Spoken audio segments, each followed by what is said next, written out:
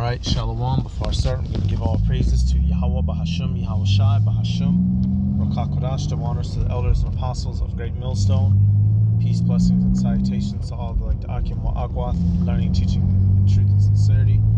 Alright, this is a video clip that I came across that does a good job of explaining what redlining, aka gentrification, aka why your ass live in the hood and it ain't no good in the hood. Alright. We're just going to pair it with some scriptures. Our living conditions is by no mistake. All right. Primarily, firstly, it is by way of prophecy. It was told that we were going to come down at the bottom, and the heathen was going to get up over us. And now this man, Esau, Edom, the so-called white man, he was the physical tool that the Heavenly Father used to implement that. And this man has put himself in a position of power over us by putting us in a perpetual state of poverty and cutting us off from the ability to have generational wealth. Now all of a sudden, all these niggas want to talk about, if you've been around a nigga for the last year, I'm pretty sure you've heard them make the term, man, nigga, we got to get this generational wealth together. It's too late. It's too late and it's too far gone. America's already going down the drain. All right, so let's let it play. We're going to get some scriptures. It's your brother Malak from GMS Detroit. All right, let's get it. It's obvious. Most American cities are segregated by design. If you've ever been to major metropolitan regions, you can see a particular racial pattern. In Austin, it is west-east. In Chicago, there is a north-south divide. In areas like Washington, D.C., the Anacostia River is used to create a barrier. This is not a coincidence. The government deliberately created segregated housing. This type of segregation spans decades. Here's how the history of housing affects black communities. In the 20th century, white land developers made extensive use of something called racially restrictive covenants as formidable and... Wow. That's an ancient world word, covenants. Racially restrictive covenants, RRCs. I'm going to have to keep that in the memory Pokedex. RRCs, racially... Damn, I didn't forgot it that quick. Racially... Damn, Salakia. In the 20th century, white land developers made extensive use of something called racially restrictive covenants. Racially restrictive covenants. Okay, let's try to remember at that time, or this time. As formidable and legal weapons of housing discrimination. As the black population increased, they faced housing practices that were completely racist and yet completely legal. One of the worst was a practice called redlining, which allowed banks to refuse home loans to black residents wanting to move into mostly white neighborhoods. They wrote clauses into deeds that were meant... So we were redlined. We were restricted from the ability to get ourselves into better living areas, which is why the majority of us that are alive now, we find ourselves being born in the ghettos, in the low places. All right, it's no coincidence. The logical, if you're even an ant or a squirrel knows that, hey, if I'm in a bad location, I need to try to get somewhere more plenteous of food and better land. Well, we've been cut off from that. All right, hey, our current condition is no mistake. All right, hey, this is a good one right here. All I did was type in poverty, actually. This is what came to mind. It says the rich man's wealth is his strong city. The destruction of the poor is their poverty. Holy shit, boy. You can't make that up. So Esau knows that, hey, it was given to him prophetically. Esau, literally his descendants, him and his descendants, he would have the fatness of the land. And to maintain that, he has to bar us or redline us from it. Okay? And if you're in a hole of shit, which all you's in is a hole of shit, you can't improve. You don't have time to worry about education when you're trying to dodge bullets. You don't have time to care about your diet when motherfuckers is always trying to break in. And Esau understands this. Poverty leads to crime. Crime leads to him putting you in jail, and it's a never-ending cycle. They wrote clauses into deeds that were meant to prevent all future owners from selling or leasing to certain racial and ethnic groups. In the first half of the 20th century, black Americans moved from mostly rural areas in the South to urban areas in the North. In 1900, around 90% of black families lived in the South. By the 1970s, roughly 70% lived in cities, So mainly in the North. Esau encouraged us to move out of the countries of the South where we were self-sustainable and to come into the cities where we're dependent on him. And then once we got to the cities, what did he do? He basically said, F you niggas, live in the ghetto. A bait and switch. All right? That's why when you have our family, when, you know, Israelites, Negroes, Latinos, Native Americans, mainly the Negroes, when you have the family reunions, where do you usually end up going? Somewhere down south. Or if you're in the north, who comes to show up? A lot of family from the south. All right? No coincidence. All right, not saying that there was never any of us enslaved in the north, but we know that, you know, according to the history, they had a lot of us down south. To reduce the costs, factory owners started actively employing black male workers. They knew they could pay them lower wages than white men, which resulted in a massive economic gap between whites and blacks. And that's another thing. So-called, you know, us the Israelites, we weren't lazy. We were never lazy. Like he just showed, we was getting paid less. And then what gets introduced? Welfare. To lure the women away, because the Israelite woman, you know, she wanted to have that higher quality of life, but it was not attainable for us because we were being barred from every side, and they was lured away with what? Them social programs and benefits. And look at the result. A sick trick and plan that this man has done to us. Centuries of exploitation, segregation, and discrimination have left black Americans much poorer than white Americans. The median white household has a net worth of 10 times that of a median black household. Because of racial segregation, a major portion of the black population is condemned to experience a social environment where joblessness, poverty, and crime are rampant. Life, where many children are born out of wedlock, people are on welfare, or fail to finish their education. This constant exposure to this type of environment drastically reduces black chances for economic and social success. This type of segregation started way back, from the 1930s to the 1960s.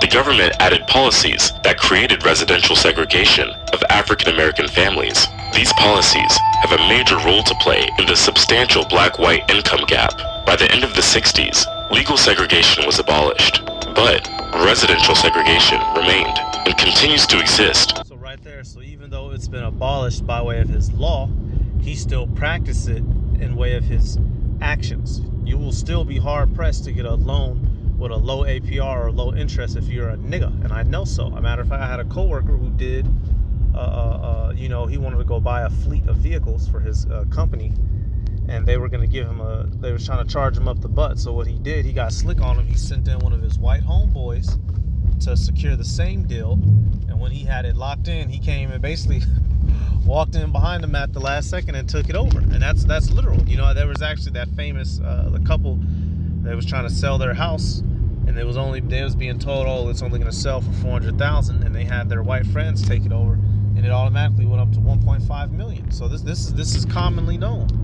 But this is, let me see, this is how E does. Let me see, oppression of poor. Okay, there may be that Job right there is a good one. I'm trying to remember. Let me see. Yep, he that.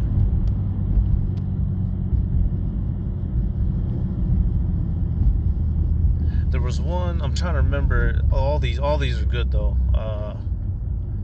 I might just be mixing it up in my head. But we'll deal with this Job 2019. That's a good one. Hey, and of course, you know, this is Job the 20th chapter, so it's being aimed at E, the wicked, right?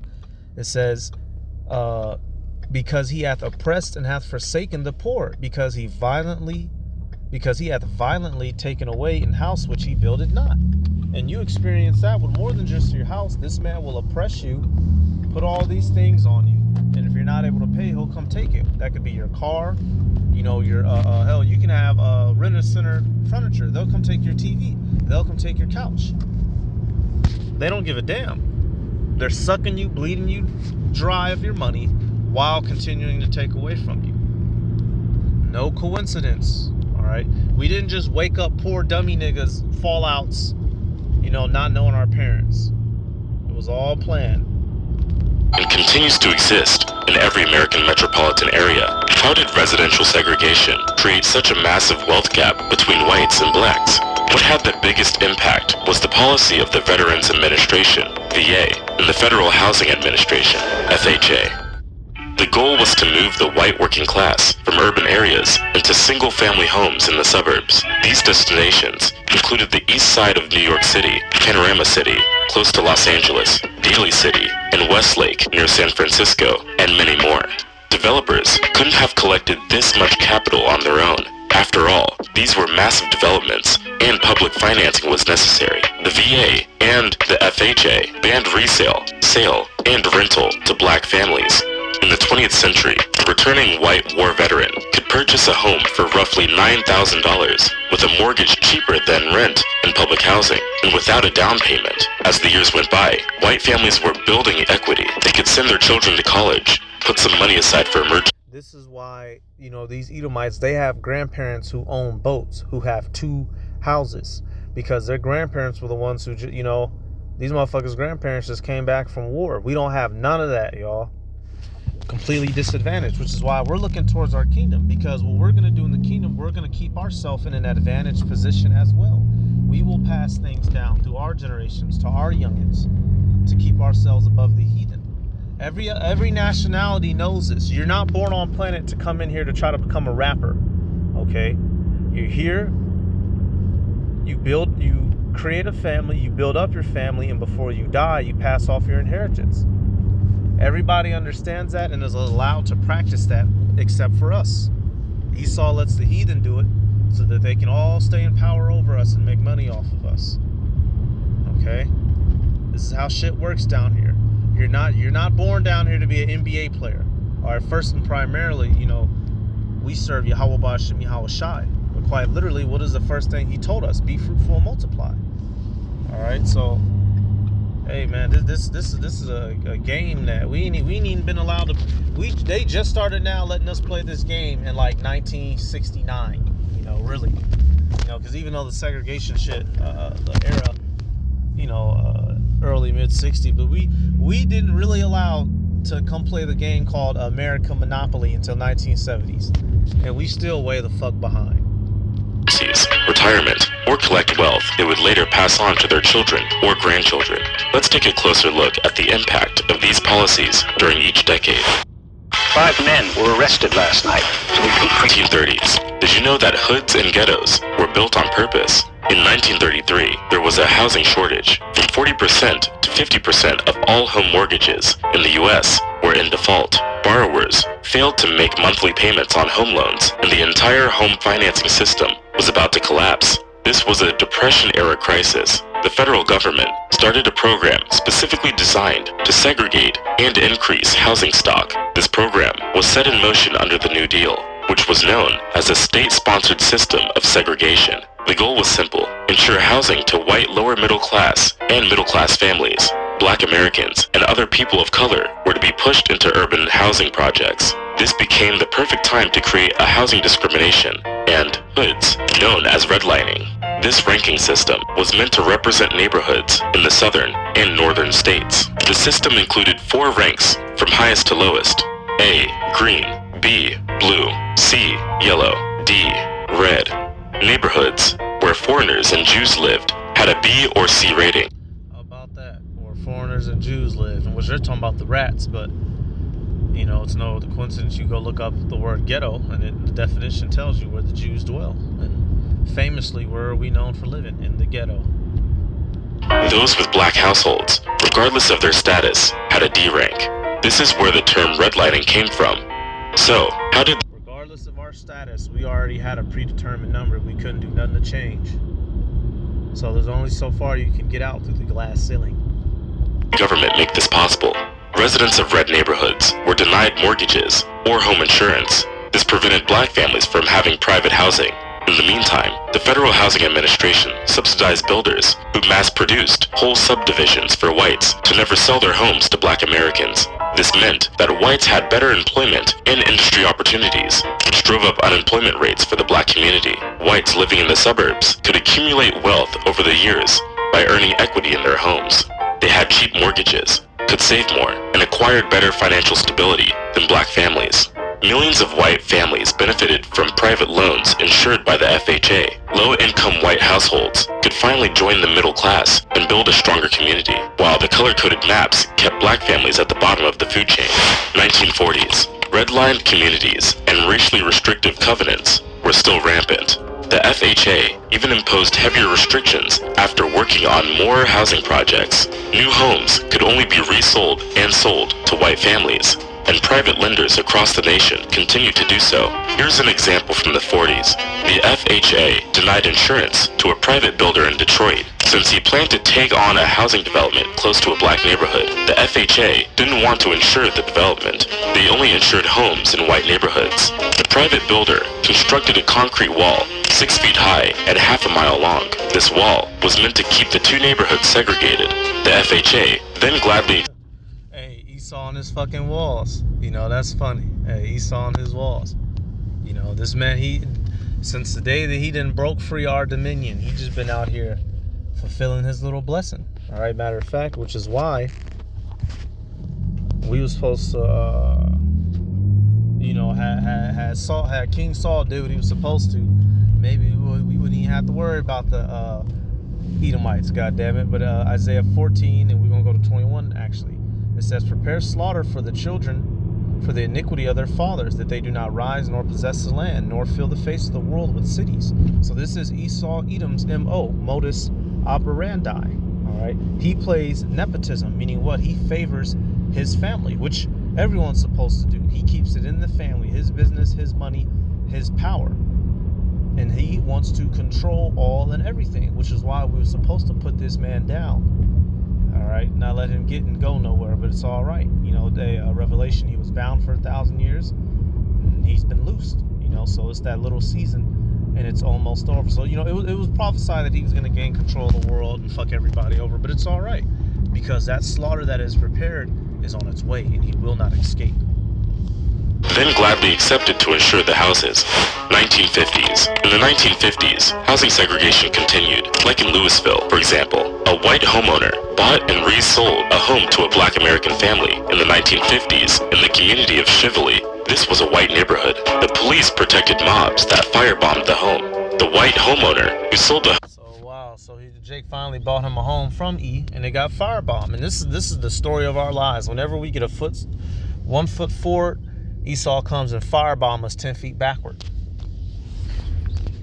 Was then tried and found guilty of sedition. This police protection was, in fact, in violation of the 14th Amendment, but it didn't matter. At the time, there were countless cases of police-protected mobs who drove black families out of their homes that they rented or bought in white neighborhoods. Every single one of them was in violation of the 14th Amendment.